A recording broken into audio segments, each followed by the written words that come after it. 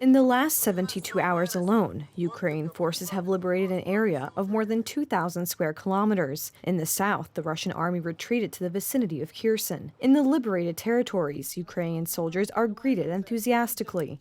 As part of a defense operation, the Ukrainian army performed swift and powerful operations in the south of the country. Just a week after the Russian invaders conducted pseudo-referenda, Ukrainian troops recaptured dozens of towns in the Kharkiv, Luhansk, and Donetsk oblasts. Our soldiers don't stop. The expulsion of the occupant from all of our land is only a matter of time.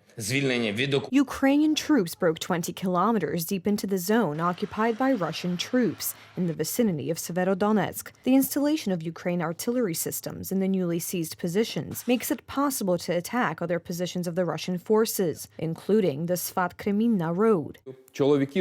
According to our intelligence, men of recruiting age living in Lugansk are immediately sent to the front to fill the shortages in the personnel of the Russian army. All necessary verification procedures, including for a medical commission, are omitted. Those mobilized also lack adequate training.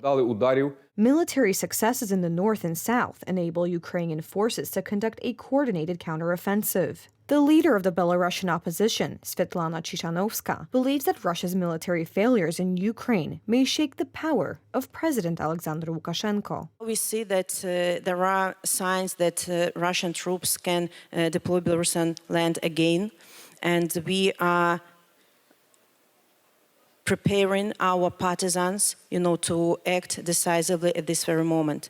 The acts of sabotage that took place in February and March can be repeated again, though people who are making these acts of sabotage can face. Meanwhile, the leaders of the European Union member states reached an agreement today on the 8th package of sanctions against Russia. The main part of the package is a price cap for gas from the east, and the restrictions will also affect Russian wood and steel exports. The sanctions will reduce Moscow's revenues from the export of raw materials by as much as 11 billion euros.